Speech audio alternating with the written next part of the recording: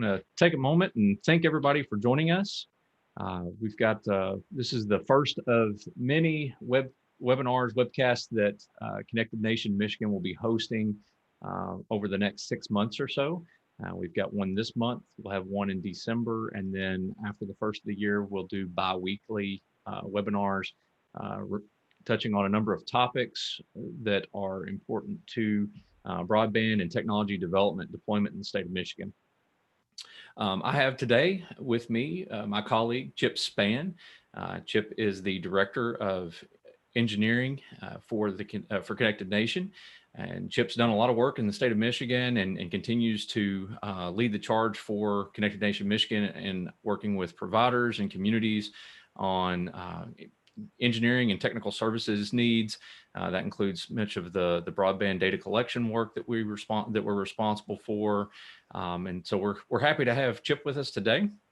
We're going to focus on broadband technologies, those that are currently being used, those that many of us are already familiar with, but also we'll look and start to dig into some of the new technologies or newer technologies that many of us hear about, and maybe hopefully help set a base level understanding for what those technologies are and how they kind of impact connectivity across the state, both for our larger communities, but most certainly for rural communities.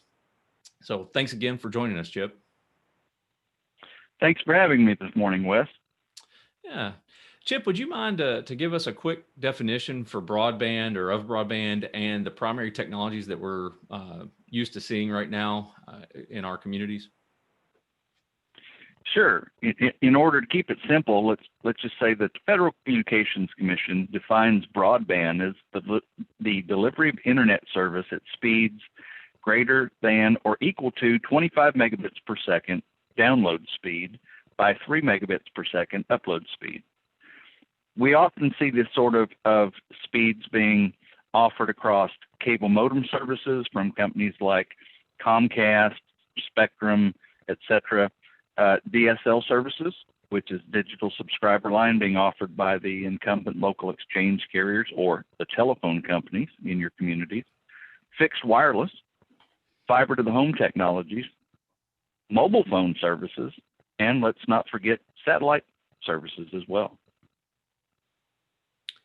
Yeah, thanks, Chip. You had sent me a set of slides to take a look at, and so I'm going to try to flip through those and certainly kind of allow you to speak to the importance of those. And I think the first thing that you sent over were a couple of images that are related to fiber technology. So I'm gonna try to flip over to those.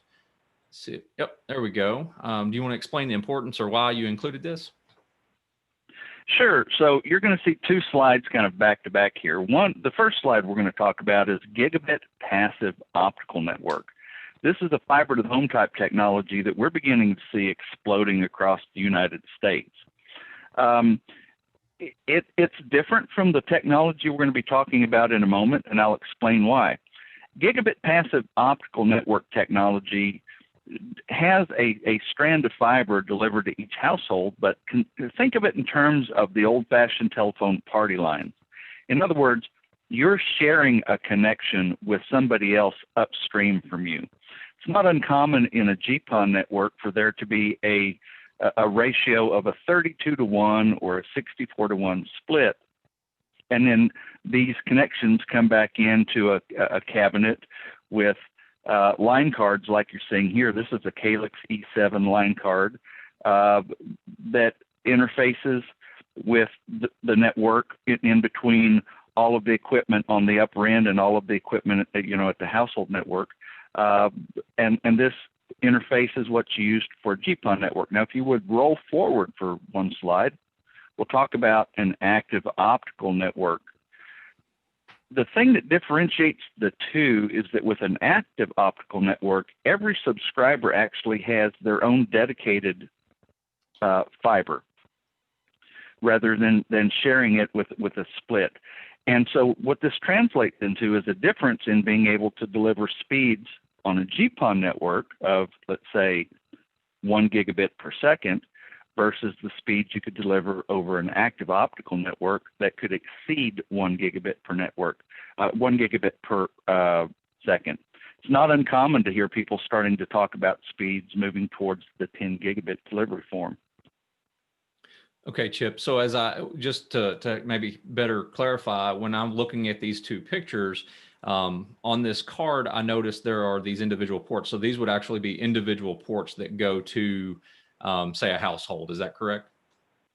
That's right. So in this particular case, the radio that you see about midway down the slide that's got all of the connections coming into it it's a line card that provides active Ethernet ports that go outward towards each individual household, with the signal being directed towards each particular consumer rather than going through a series of splitters before it fans out and splits as it might do on a GPON network. Okay.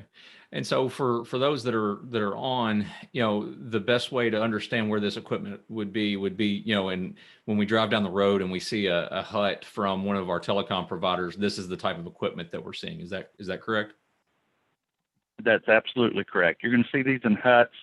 Oftentimes you'll see these in cabinets that may be positioned out in the middle of a field or alongside a roadway. Keep in mind that you're only talking about a 19 to 22 inch span for those radios. So these cabinets can be small and yet house an awful lot of equipment. Okay. Chip, I think we have a couple of other slides related to active or to the fiber optic networks as well.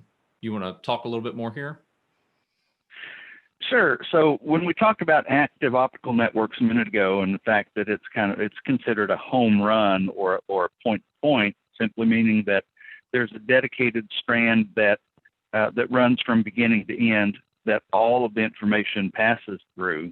Whereas with a passive optical network, you have a split, and at the point where that split occurs, let's just say, for simplicity's sake, that everybody is sharing bandwidth. And that's kind of the biggest difference.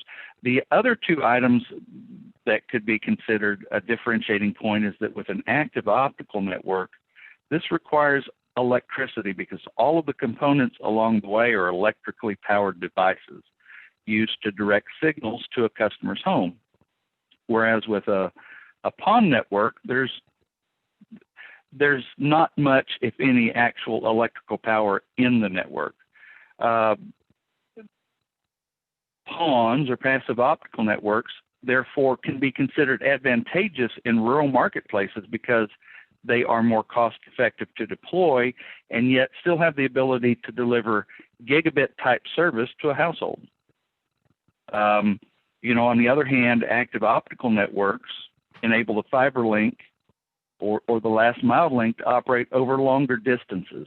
So if you were in a metropolitan area, you might consider doing an active optical network, whereas GPON is probably more conducive for a rural marketplace. Perfect. And I think the important thing for some of our audience is to remember that these are decisions that providers make related to how they're going to build out into a community. So at the end of the day, we're talking about fiber, and often in a community, we may not get into this level of the network, but I think it's important for us to begin to understand some of the types of decisions that providers have to make. Obviously, there are other factors into how you build these networks or which type of network is the best. Would you talk to maybe some of the physical, are there advantages or disadvantages from a physical or geographical area on how we would approach, one of these networks versus the other? Well, certainly. There are a lot of cost factors that a provider has to consider. The cost of trenching, for example, if they decide that they want this to be an underground network. Now, that might work well in Oklahoma or Texas, but not so much in a area that's got a lot of rock, particularly, let's say, the state of West Virginia, where you have a mountainous terrain and a differentiating type of rock formations and structures. You also have to consider the cost for attaching the fiber optic cables to poles, and these are referred to as pole attachment agreements. You have permitting cost, labor cost, et cetera. But the most important thing to consider as you're developing a network like this is how many homes am I passing per mile or per square mile? In a rural area like where I live in Kentucky, it's not uncommon to only have 6 to 10 homes per mile, whereas in a more populated metropolitan area, you may have dozens, if not hundreds of homes per mile. And that type of cost differentiation may help decide whether or not you want to offer a dedicated network or a shared network. Chip, we had a question come in. And what distances are possible with the two different technologies, the two fiber technologies? Well, I guess the jury is still out on that one in some cases, because I'm not sure that we've seen a lot of market areas being developed across the United States where we've actually tested or stretched the distances. But I would say typically with an AON network, you're looking around 70 to 100 kilometers compared to maybe 20 kilometers for a passive optical network. And that's simply a matter of taking the mathematics and determining how far the power level can push the signal down the lines before it's not usable anymore. And I would note too there, Chip, that oftentimes in order to increase distance, you're looking at essentially repeat or regeneration sites for the optical signal. Is that correct? That's correct. Okay. Which and with that obviously just regeneration increases. side, Go ahead. Sorry. Oh, I'm sorry. Go ahead. I was going to say with that regeneration location, it's pushing the signal back down the line a little bit farther, but it's also trying to strip out any noise that has been introduced along the way. Good. Well, Chip, let's move on to the next technology that you had sent over, and I think there's another piece there on PON. Do you want to talk about that briefly? Yeah, XGSPON is something you're going to start hearing about. Companies like AT&T, and recently, just today, I was reading an article that CenturyLink was beginning to deploy this technology. XGSPON is simply a way of introducing higher bandwidth in a symmetrical nature over your service. We're talking about the theoretical 10 gigabit up and 10 gigabit down kind of transmission speeds, which probably in practicality equate to something more like 9.9 gigabits downstream and 9.9 upstream. AT&T has enhanced its fiber network that it calls UVerse, and CenturyLink is now beginning to kind of follow suit. AT&T had announced earlier in the year that they're planning on doing this in 40 markets across the United States, and that it's a kind of a roadmap to replace some of their aging copper networks that they'd like to retire and upgrade that to a more robust and future forward type technology. So XGS-PON is kind of taking us from the 1 gigabit mark to the 10 gigabit mark. Okay.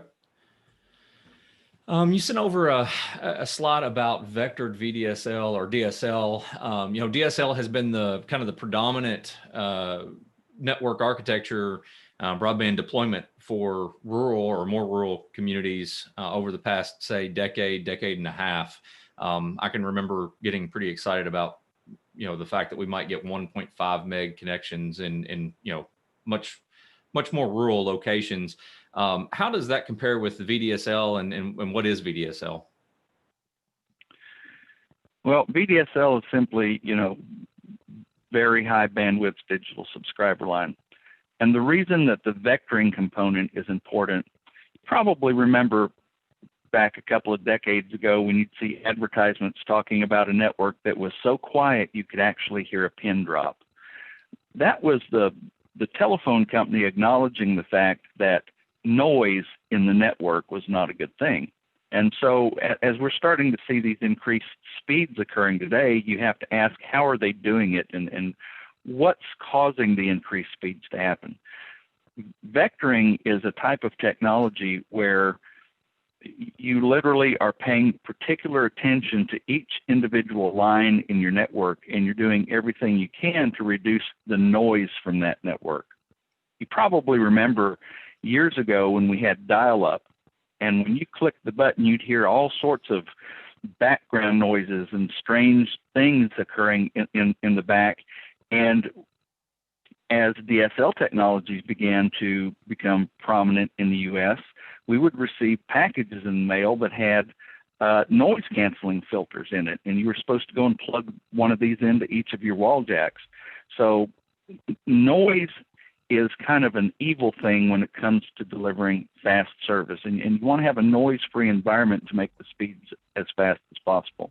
With vectoring and combining vectoring with bonding of two pairs of telephone lines coming to a house, we're starting to see telephone companies take these aging copper networks and now be able to deliver speeds of 80 megabits per second or greater at some pretty good distances, and being able to deliver 10 megabit per second speeds at some spectacular distances. And I'm talking about 2.5, 3, almost 4 miles away from the DSLAM or from the central office. Perfect. Yeah, I know that's and that's often one of the kind of the misunderstandings at the local level, is that with the DSLAM, you know, and you outlined it in the slide, that we just see diminishing speeds based on distance. So it's neat to see that there's continues to be development with the technology and with the infrastructure that's already in place to at least try to extend the lifeline or the lifetime of that network, if we will. Well, and I think the important thing to keep in mind here is that this sort of technology is really keeping companies like Windstream, AT&T, CenturyLink, Frontier, and others in the game, because it's allowing them to continue to offer faster speed services to these rural locations, much like where I live, over their aging wireless or their aging wired network, and offer speeds that are comparable to the types of speeds that I might have if I lived in a larger town. Areas like rural Kentucky, rural Tennessee, rural West Virginia are often subsidized by the Federal Communications Commission through services called the Universal Services Fund, where they contribute back to the provider to help pay for the cost of what's defined as high-cost remote and rural households. So when you live in the country and you may not have other choices besides DSL, I'm glad to see that these telephone companies are stepping up and beginning to offer better throughput speeds to their consumers. Sure. And Chip, let's take a minute to discuss, you know, one of the more common buzzwords when it comes to telecom today, and certainly one that communities are hearing. And you label this slide small cell densification and 5G, but really, you know, let's talk about 5G and then you know, small cell and why those two come together, if you will, when we hear conversations. Sure. Well, let's talk about what 5G is first and foremost. It just simply stands for fifth generation. As the viewers can see on the slides, I've tried to go through and show what each generation or each G meant in the chronology. 5G is simply bringing faster speeds through wider channels and lower latency across, to begin with, across the mobile network. Now, 5G certainly will begin to fan out into other technology types, but I think today, when we talk about or we hear the term 5G, everybody is considering it to be a mobile technology. This is becoming kind of a, go ahead, sir. No, I was going to say, I just want to highlight that, you know, in your, that comment that it's, you know, primarily seen as a mobile technology. I think there's, what we see oftentimes in conversations is this idea that it's a very specific type of deployment, but you kind of allude to the fact that, you know, we're going to see different types of carriers, fixed wireless carriers, and even just the various different spectrum that's utilized to deploy 5G will have different characteristics in the way that technology kind of impacts our day-to-day lives and the types of speeds and throughput that we have. Is that fair? That's correct. More than anything, 5G is a technology platform approach defined by the IEEE or other organizations that kind of govern the creation of standards in the telecommunications industry. When we begin to see 5G deployments happening, they're kind of taken in bits and parts that accumulate towards being able to deliver faster speeds. So to some degree, small cell densification is going to be an important part of the 5G network. Small cell densification simply adds more cell sites to an area to increase the amount of available capacity. Because when you have limited capacity and you've got thousands or tens of thousands of people trying to get on a network, consider during a college football game or a professional football game where you have thousands of people in the stand all trying to use their phones to stream video or to make telephone calls. That puts a big burden on the network. So where you only had 1 or 2 cell sites before, and you now begin to have 10 or 12, you're sharing the spectrum and you're sharing the capacity more equally.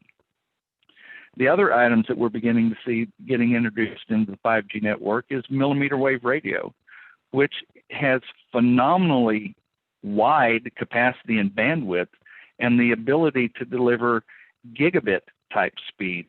Whereas in today's 4G technology using LTE, we're happy to see that it's finally begun to achieve 100 megabit plus sorts of delivery service. The downside to 5G, unfortunately, is, until recently, there haven't been any actual 5G telephones available in the market, and now we're starting to begin to see those being introduced.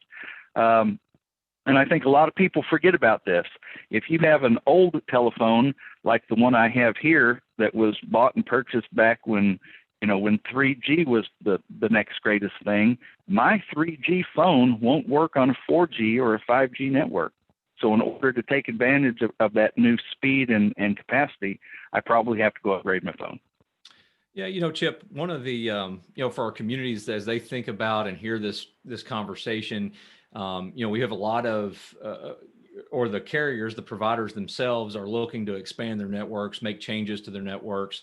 And so with this and talking about small cell densification, that means that communities are being asked or beginning to have this conversation about the placement of, what would have been 1 or 2 large macro towers that would have covered a community.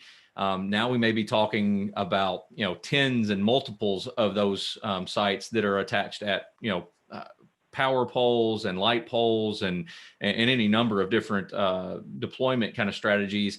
And so from a community standpoint, for those that are, directly involved in their communities, the conversation begins to turn to what type of assets do you have in your community that providers of these types of technologies will be looking at and needing to use? And are you as a community preparing or in the process of preparing to be able to work with those providers to make that happen?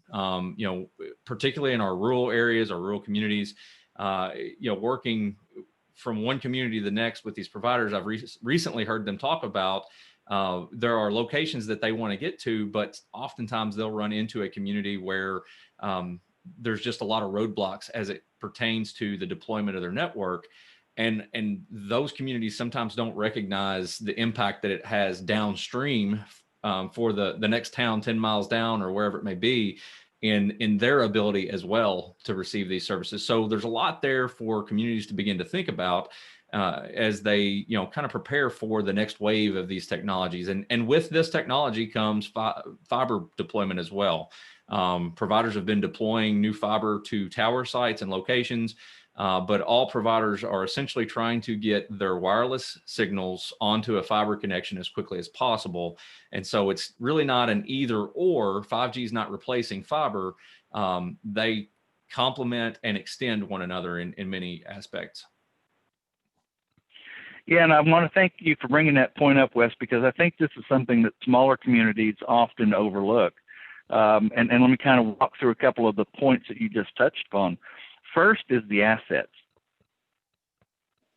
I think communities need to be prepared to start thinking in different terms.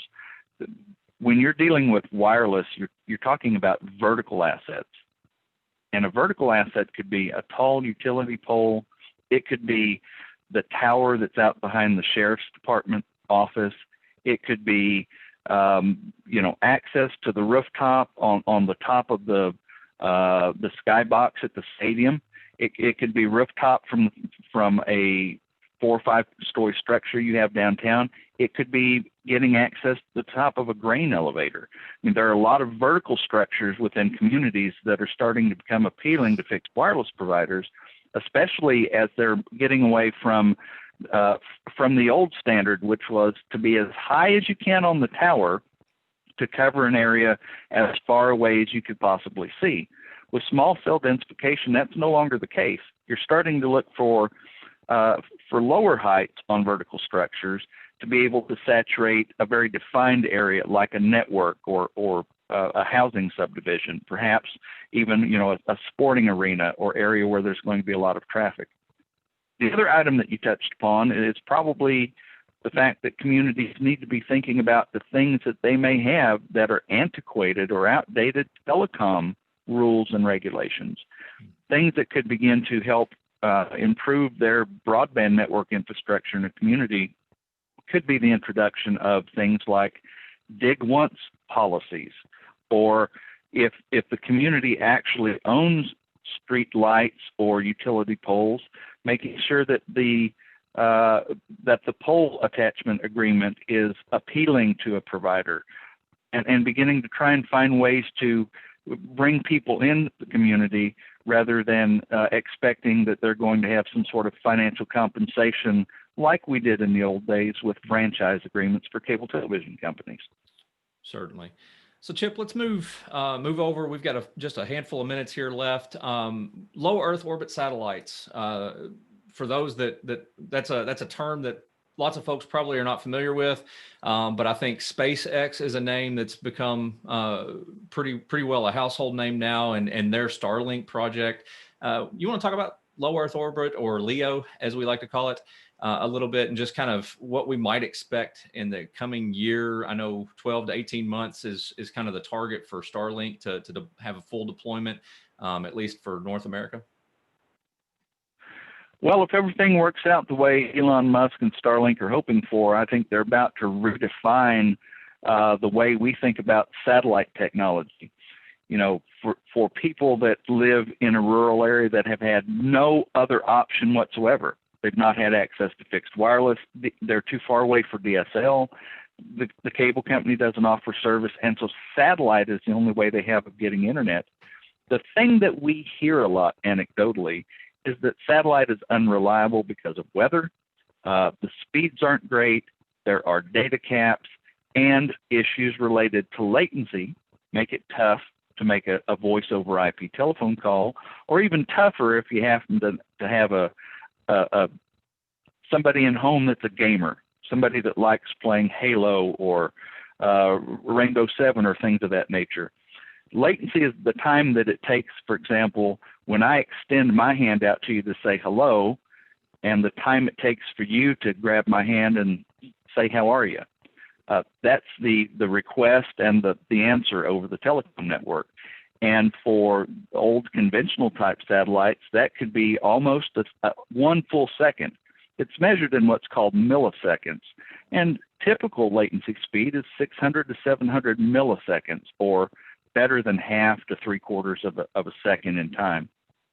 And that's because for conventional Starlink satellite, correct? That's for conventional.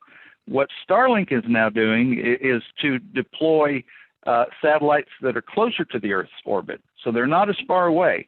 This has the ability of dramatically lowering latency and taking care of some of the inherent problems that we've seen with weather. Starlink recently reported having service levels better than 150 megabits. In fact, they reported 175 megabits in an area where they were claiming that they had high winds, exceptionally deep snow, snow coming down, and freezing temperatures. That's the type of weather condition that with conventional satellites may have taken it completely off the air in the past. Yeah, with Starlink, I know, and they've just opened up their beta testing in our more northern states in the U.S. and actually started a second wave of invites to those that have been on the Starlink site and asked for option to be a beta tester. But certainly a lot to watch for there. It's not going to be the the end all be all service for everyone, or at least most likely. However, it's promising that we might have a technology in our most extreme and most rural locations that has the potential to bring over 100 megabit per second connection, for telehealth purposes, or as you said, for those that have gamers at home. Real quick, I want to put this up here. Want to thank everybody because we're running up on our time here, or just past it. I want to thank everybody that's joined us. Certainly, I think Chip and I can stick around for another 5 to 10 minutes here and answer some additional questions, but don't want to hold anyone over. We'll post all of this video and I guess the recording here on the Connected Nation Michigan website. I also wanted to promote that we'll have our second webinar in our series on Tuesday, December the 8th at the same time, 11 a.m. Eastern, where we'll be talking with Eric Frederick and some of our Connected Nation or Connected Michigan team, just to talk about what's going on, what communities are doing throughout the state, how they're dealing with some of the things that we talked about today. And then, as I said earlier, we'll have bi-weekly webinars starting in January of next year. Again, feel free to drop off if you'd like, but I do want to try to answer a couple of questions that came in. And certainly if you have one, put it in the question box and we'll try to answer those here over the next 5 to 10 minutes. Chip, before we go into that, I know as far as other technologies that are out there that we see quite often, we mentioned fixed wireless networks earlier. And a fixed wireless network essentially is, has a radio attached to a home or a residence, a building that drops down into your home and to a regular, a router like we're most used to, and then connects directly to a tower, oftentimes line of sight. I know in Michigan, there's a considerable amount of that type of technology deployed. And the other one that we didn't touch on and kind of had a more recent upgrade and revision to the technology would be cable, cable internet. And we saw DOCSIS 3 over the past, 5 years or so that really kind of took over. And a lot of the cable companies have either already converted over to what is known as DOCSIS 3, which is just essentially their standard of technology. And are still doing so. So don't want to leave those two technologies out. We see those a lot, and certainly fixed wireless is expanding and changing as these new technologies and more technology and advancements are being made in that realm of fixed wireless. And the same is true for cable companies. I noticed a couple of questions, Chip, so I'm going to throw these out there. Does 5G have the ability, or is it likely to drive additional competition? Oh, absolutely. I mean, just look at look at the advertisements on your television today. You're starting to see everybody claiming that they have the best or the farthest or the longest 5G network. I mean, T-Mobile obviously has rolled out a pretty sizable 5G network. And what they have done is to combine some spectrum at the lower end of the radio frequency chart, around 600 to 700 megahertz, which gives you the ability to carry calls over a greater distance. And then as you're beginning to move towards those cell sites, you're seeing the 5G technology starting to happen. But 5G is going to be, it's going to be a big buzzword that's going to keep a lot of telephone companies like AT&T, Verizon, and T-Mobile busy fighting with one another. I think as we begin to see that technology being deployed across fixed wireless, you're going to see that sort of technological rivalry begin to happen as well. Chip, we mentioned that, and from a local community standpoint, one of the important things just in telecom in general is there's a considerable shortage in the workforce. And so I know I've heard recently I think it was for every, maybe it may have been $1 billion, but I forget the exact number, but there was a number associated with, the number of amount of investment and the number of workers. And it was, I want to say it was for every $1 billion invested, which sounds like a lot of money, but when we're talking about telecom and in some cases, considerable overhauls of these networks, it was an additional 5,000 workers that would be needed. And there's already a shortage just in the very beginning of the deployment of these networks. So from a community standpoint, looking at ways that you can help train or help bring additional training into your community for jobs that are essentially going to be the next 10 to 15 years of importance are, is a really good way to look at how we can help our communities. Another question came up was, can we talk about municipal owned networks and leasing to providers versus being dependent on the provider to decide when or where to build out or put services? That's a very deep subject. Let me just say, to start off with, assuming that you're in a state that doesn't prohibit the use of municipal broadband services, things that you have to consider is, why are you wanting to deliver the service? Who are you wanting to deliver the service to? And do you have the staff to manage the network yourself, versus trying to put the onus on the private sector and see if you can find ways to encourage them, either through tax abatements or some sort of financial compensation that brings them into the community to offer the type of service that you're hoping for. I think the one area that people with municipal owned networks often overlook is the sheer amount of back office support that we call help desk or customer service that's required to make sure that when you're operating a network, you have the sort of trained staff that can literally talk to somebody on the phone and close their eyes and visualize what the problem is that the consumer is asking and help guide that person through getting it resolved before they make a determination that they may have to roll a truck to go out and solve the actual technical issue at the house. So I think that the trade-off is cost versus customer service.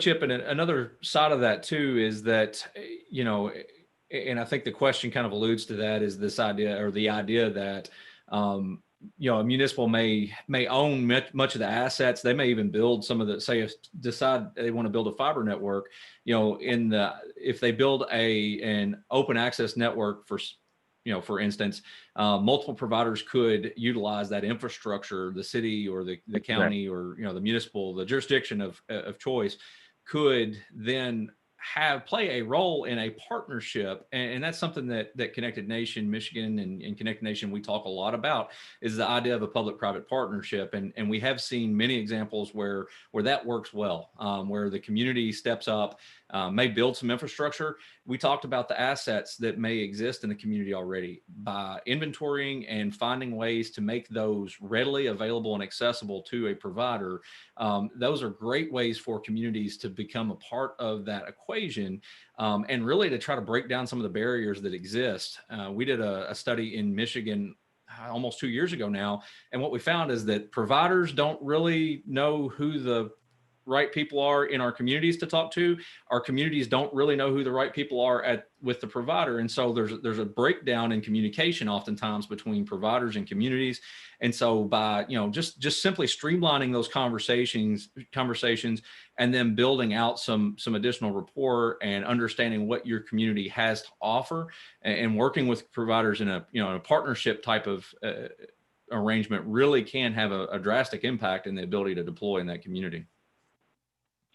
That's true. And I think what we're beginning to see with a lot of municipal models now that are having great success is, rather than the municipal government trying to be the broadband provider per se, they're beginning to develop dark fiber rings around the community, which allow for an open platform for all types of ISPs to come and gain access to help reduce their cost for delivering services.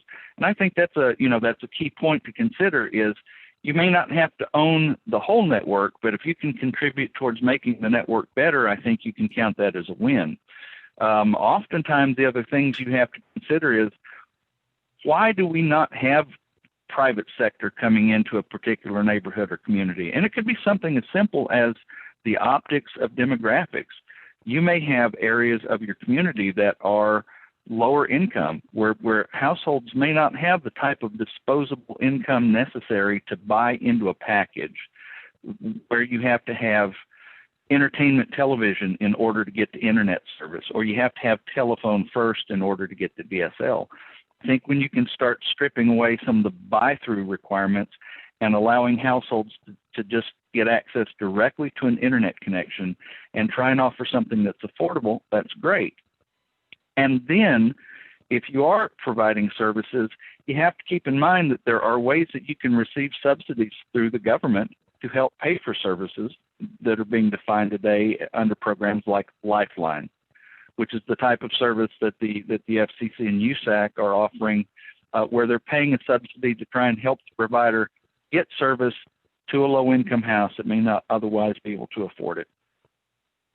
Yeah, you know, Chip, that's the cost conversation. There's a couple questions that I don't think we just don't have time to get to at this point. But cost is certainly a major part of the conversation and the equation around, you know, not only building it, but being able to, you know, to make it work to build these networks. And so you touched on Lifeline and some of the things that can be done. Certainly there's a lot of conversation around, you know, subsidies and ways that, you know, just recently new programs from AT&T and others. We've seen that from a lot of the telecom providers in the country right now, where they're offering ways to try to help with the cost. Unfortunately, affordability is kind of it's subjective to each individual household, what may be affordable or what isn't. And so that's, you know, something maybe we should touch base on in another podcast or webinar, and maybe we can tackle some of those kinds of conversations in the future. I know there's a couple of additional questions that have come in. We will follow up with those that we can't get to today. I know there was a question about a glossary, and so we've got some links that we'll send out to those who attended. I want to again thank everybody for coming and joining us.